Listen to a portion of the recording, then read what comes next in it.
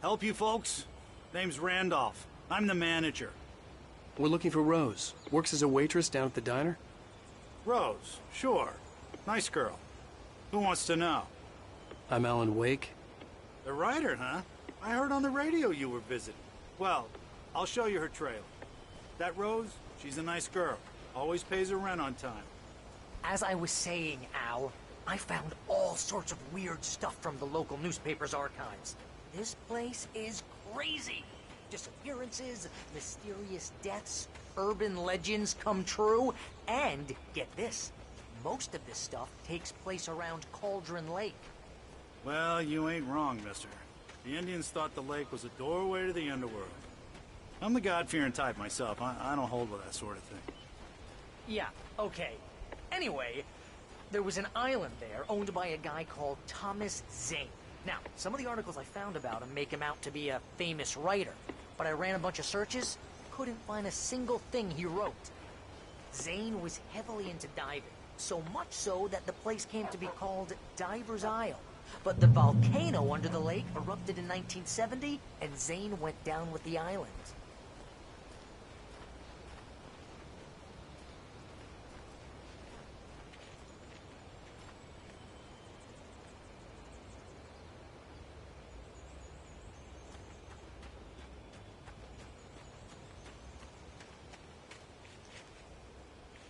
Come on, mister. I'll take you to Rose's trailer.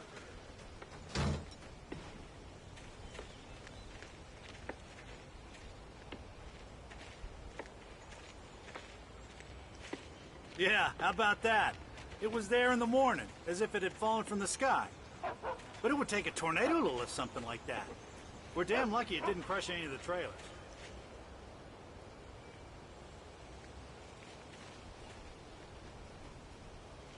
Just follow me. It's not far.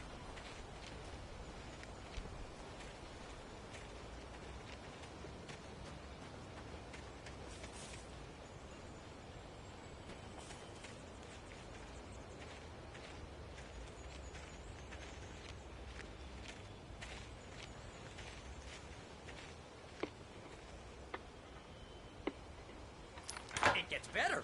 A local girl, Barbara Jagger, drowned in Cauldron Lake just a week earlier. They were lovers. Sure, Jagger's a local spook store. The Scratching Hag. Comes for you in the dark.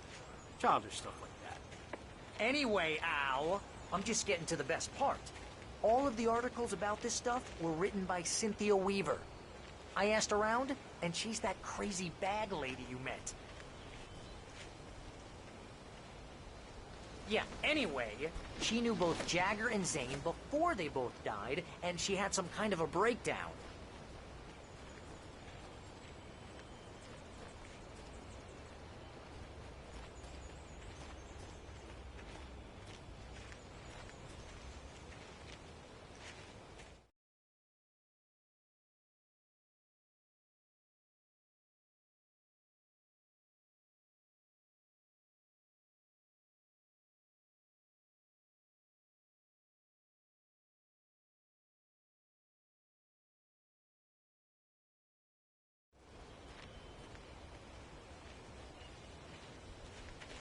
Well, mister, this here's Rose's trailer.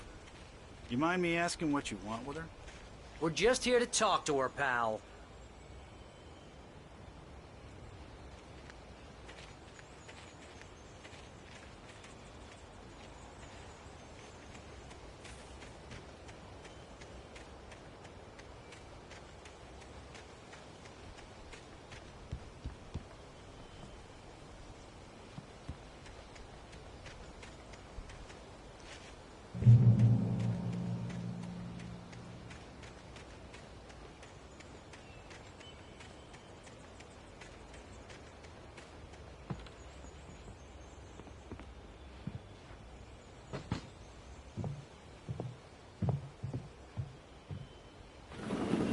Welcome oh dear, Mr. Wake. I'm so glad you're here. Rose, you have my manuscript? Oh yes. Yes. Please, come in. Hey, this is really good. Rose, Yes, my manuscript. I really need it. I understand. I know what you need. A muse to inspire you. Oh, for Barry. She doesn't have anything. Yeah, hey, Al? Al, what's... Oh... Barry! What? What?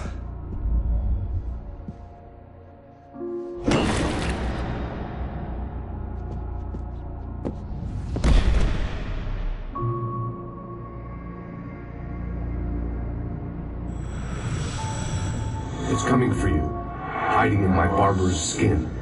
I'm too weak to stop it. You must turn the lights on. I promised I'd come visit you and your lovely wife. You must finish what you started. I insist. You must turn the lights on. Turn the light on. Back to work, boy.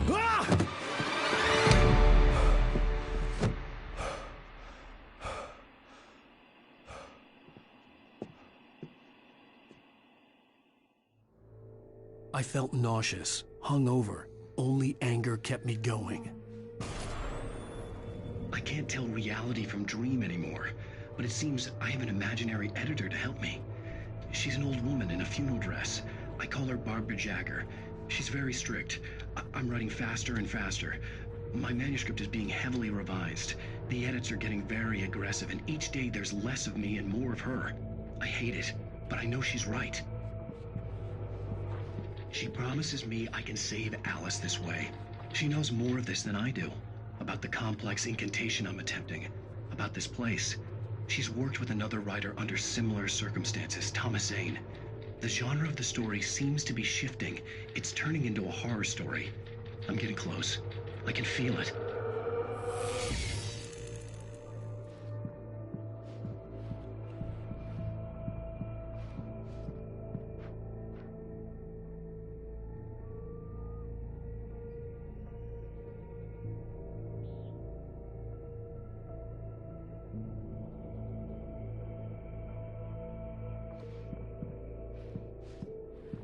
Rose took a day from me. I had less than 12 hours left to meet the kidnapper.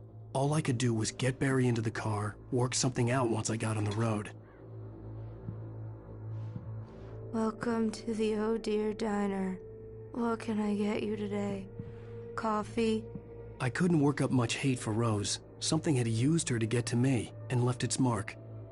First refill is free. Milk and sugar on the counter there. Would you like to hear today's specials? Thank you. A nice day. Come back soon. Barry was out of it. He was way too heavy to carry. You're right. My gun and flashlight were gone. I'd have to find a way to get Barry into the car as quickly as possible. There was no time to waste.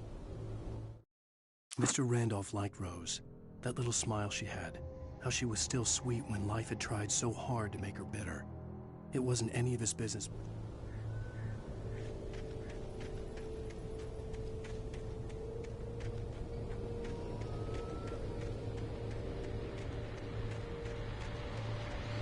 I just stepped outside to catch a breath of fresh air. Let me tell you, the weather's getting heavy.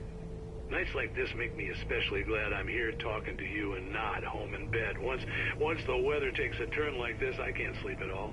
It's all tangled bed sheets and dark thoughts, punctuated by the occasional plunge into nightmare. Is it just me? Well, perhaps it is. But I hope I can make the night a little bit easier to get through. Caller, you're on KBF FM. Hey, hi, it's Walt Snyder. What's on your mind, Walt? Well, I ain't the way you are, bud. Well, I can't sleep either, you know? I just been staring out the window here, trying to make sense of it all, but... I ain't been thinking either, you know? I just... Well, you sound like a man with a problem, Walt. I had a, argument with Danny,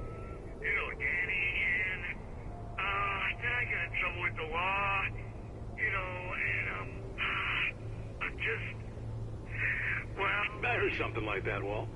Yeah. Well, you know, Daddy's my best friend, and, they let me bail today. And now I'm just alone here at the window, waiting. Man, and there's something in the air tonight, man. I was just outside looking up at the sky above our broadcast tower thinking the same thing. What are you waiting for, Walt? I don't know. Something's gonna happen. I think I better go. Well, Walt, maybe... No, thanks, Pat. Well, good luck to you, Walt. Hang in there. Let's take a little break, folks. This weather's really something else, huh? How can I be sure you will walk away? Why do love deception? Love me that way. How can I be sure?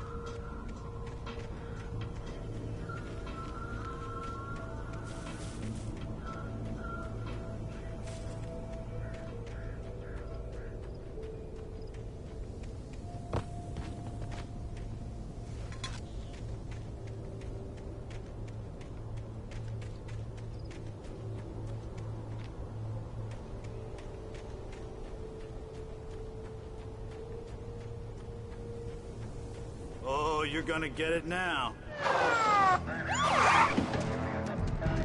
God knows what you've done to that poor girl. This is Agent Nightingale, FBI! Get him up, Hemingway! You're under arrest! You move a muscle, I'll unload right in your goddamn face! Stay right where you are, Lane!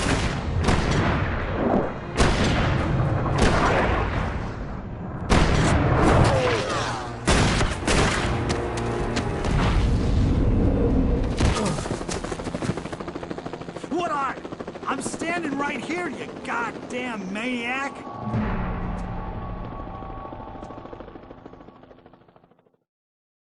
I hated to leave Barry behind, but there was no way I'd miss my appointment with the kidnapper. Give it up, Mr. Wayne. Come on.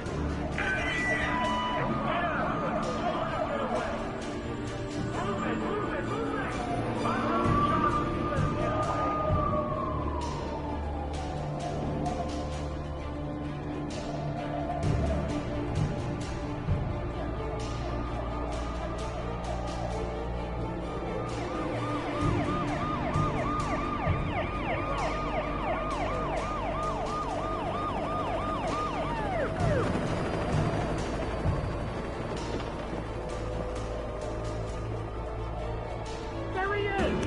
We have the suspect in sight! Okay, man. Keep your eyes peeled. He's gonna try to make it through here. Oh, damn.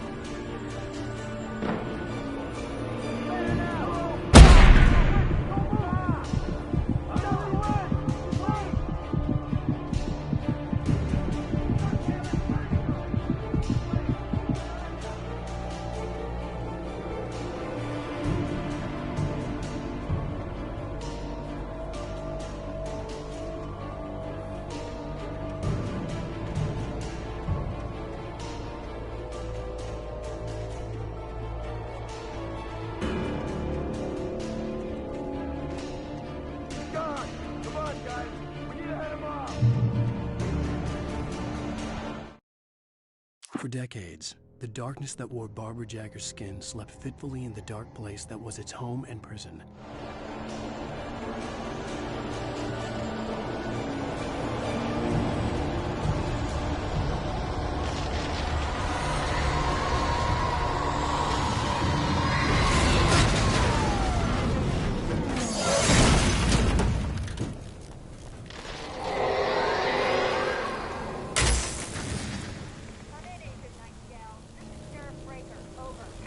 Nightingale, over. What on earth is going on?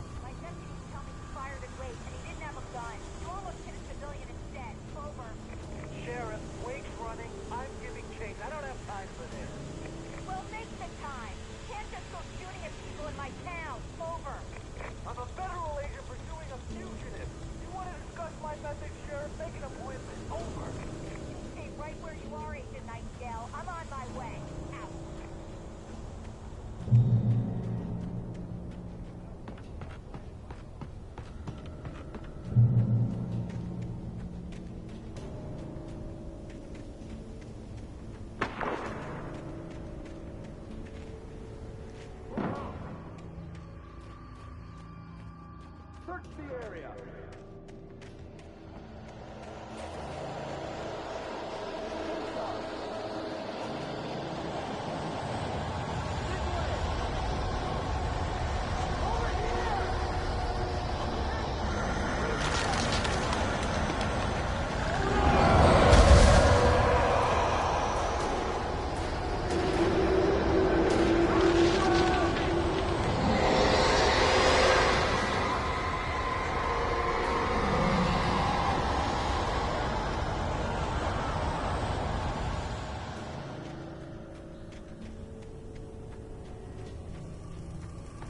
This horror was everywhere I went, circling me. The cops didn't stand a chance. They were after a writer, not a monster.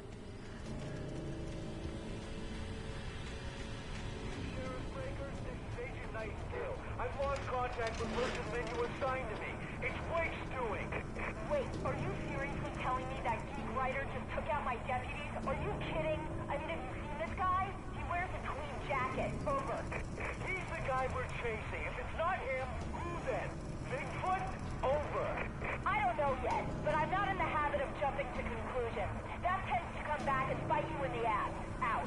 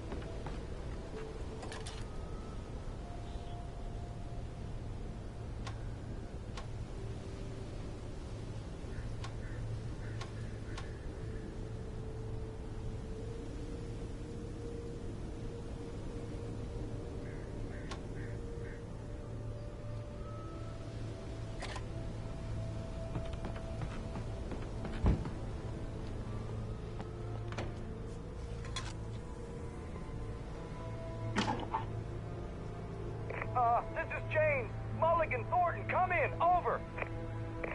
Thornton here. James, we got both Wheeler and Rose in custody. They didn't put up a fight or anything. Why, they were... Hey, what are you doing? Come on! Sit down and give me that. Jane, Mulligan here. Over. Go ahead, Mulligan. Over. We got Wheeler and Rose here. Wheeler's drunk or hopped up on something. Speaking of which, that Fed had a pretty distinctive whiff of Otis Scotch about him, if you know what I mean. Over. I don't have anything on that, Deputy Mulligan. Over. Well, whatever. Anyway, Rose is just being plain weird here. You better get Doc in to take a look at both. Over. Gotcha. You better get them here quickly. The, Fed's gonna want to interview Wheeler. Over. Oh, yeah, I'll bet he does. Looks like they have a lot in common. Mulligan out.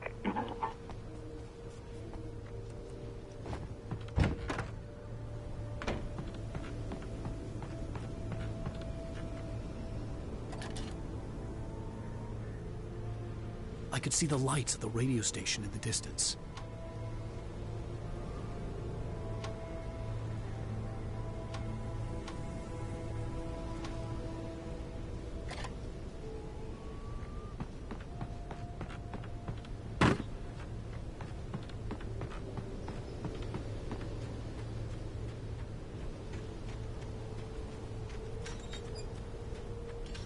I imagined that the broadcast tower in the distance was part of the local radio station.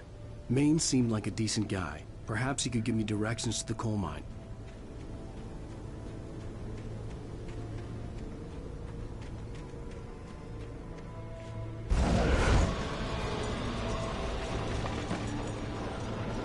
Unnatural shadows clung to the gate. The darkness that was after me was trying to stop me. I wouldn't get through without a light.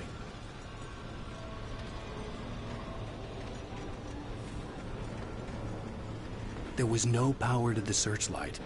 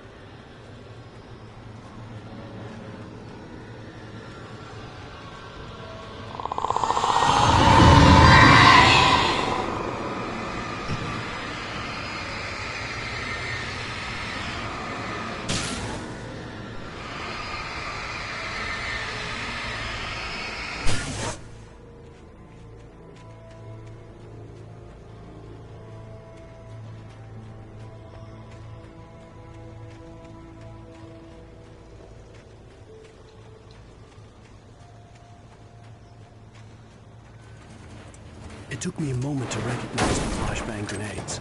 They were an ideal weapon for my situation. One, come in. Over. Team 1, this is Sheriff Breaker. Report. Over. Team 2, come in. I need a report. Over. Come on, guys.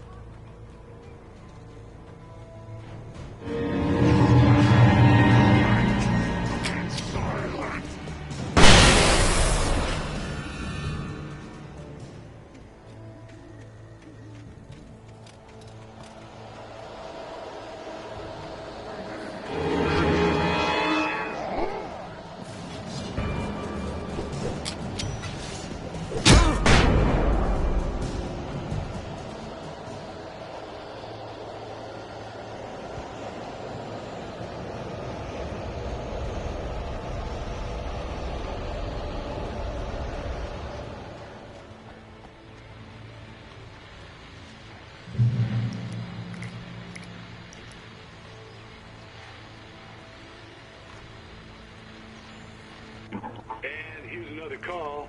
You're on KBF-FM with Pat Maine. It's Milt Peabody, Pat. What's on your mind, Milt? Well, I live near the trailer park, Pat, and there's a big ruckus going on over there. Well, that's just up the road from me, too. What's going on, do you know? I don't know, but there's a bunch of police cars there, lots of sirens, a helicopter buzzing around, and I think I heard some gunshots. Gunshots? Yes, sir, like from a pistol. So can you find out what's going on? Because it's just next door and they're popping off guns there. They're still shooting? No, it was maybe 10, 15 minutes ago. It sounds serious, Pat. I'm telling you, it don't sound like no party. I'm certainly going to give the station a call, Milt. Okay. You'll hear it here as soon as I hear from them. Okay, thanks.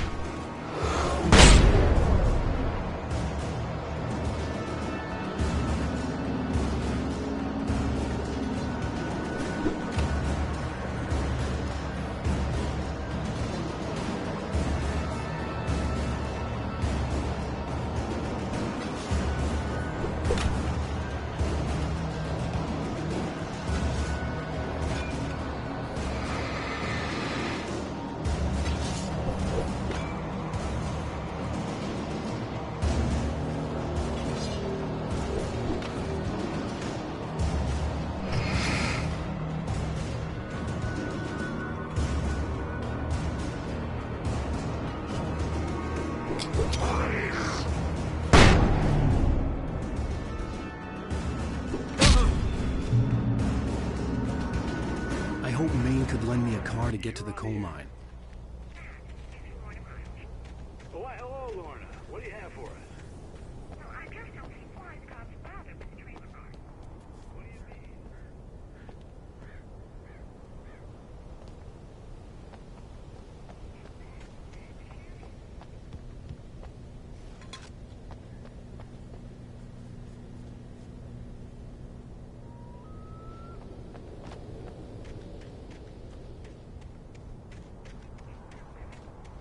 Well, thank you very much for that compassionate viewpoint, Lorna. How can I be sure you'll walk away? Why do Oh, here's a little surprise. The famous writer Alan Wake just walked in. Folks, I'm going to see if I can talk him into an interview. Come on in, Mr. Wake. Oh, I'm so glad you could find the time to do this, Mr. Wake. Nowhere to run now, Dan Brown. You back away from me. Don't hurt. Whoa. Everyone calm down. Put the gun down. We're all friends here, right? Cool your jets, Nightingale. We got him.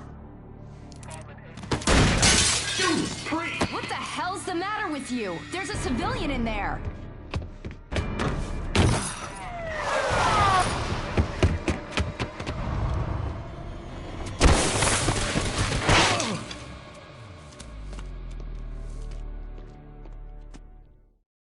I'll get you yet, even if it kills me. You hear me? You hear me, H.P. Lovecraft? I had fallen off so many cliffs it was ridiculous. That's what you get for naming a book The Sudden Stop. It was probably good I hadn't had the chance to tell Maine where I was going. I'd have to lose the cops and find my own way to the mine. Nightingale stared through the broken studio window into the dark woods. He turned around, started to walk out, but Maine grabbed his arm. "Young man, you almost shot me."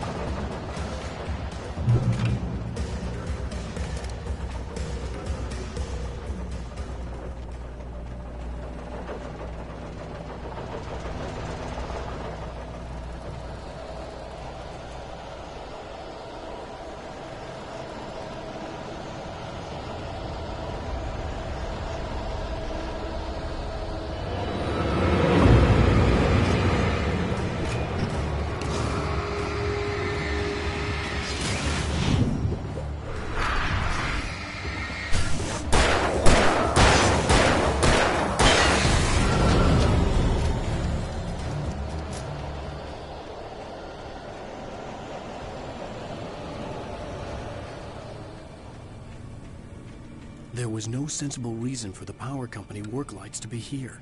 It was almost as if they'd been left for someone like me to use.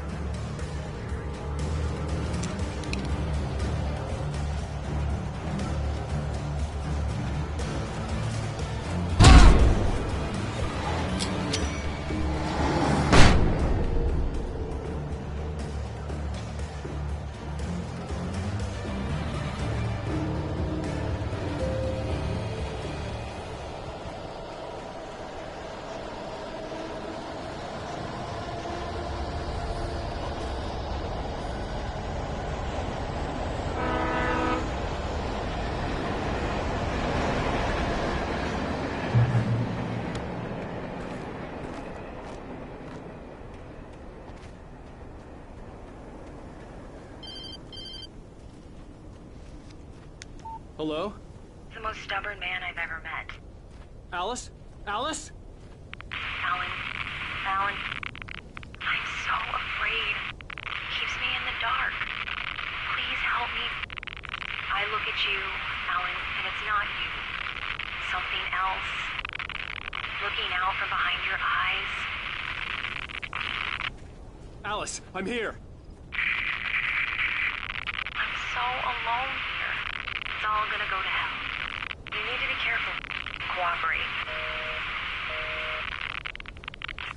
The connection had been terrible, but that wasn't the only thing that hadn't been right with the call. She sounded wrong somehow, but she had called me. I could see a railway bridge up ahead, and a warehouse of some sort on the opposite shore. I hoped I could find a car from there. The pipe wrenched itself loose from the bridge's steel framework. Wrapped in darkness, it floated in midair, twitching. For a moment, I didn't understand what I was looking at. The heavy object lurched at me with impossible force. I threw myself...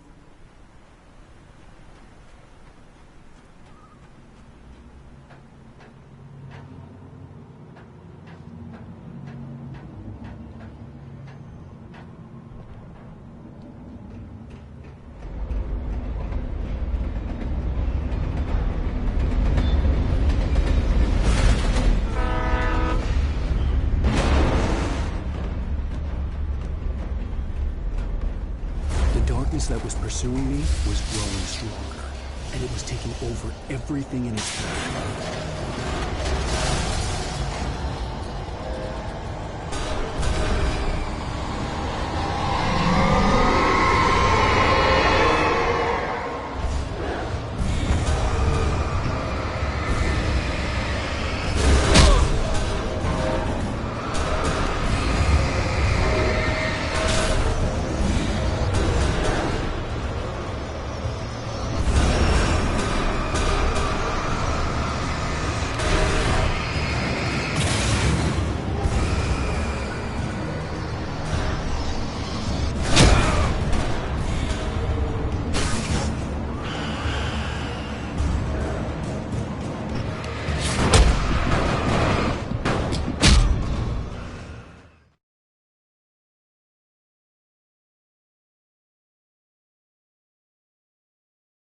I hoped I could find a car from there.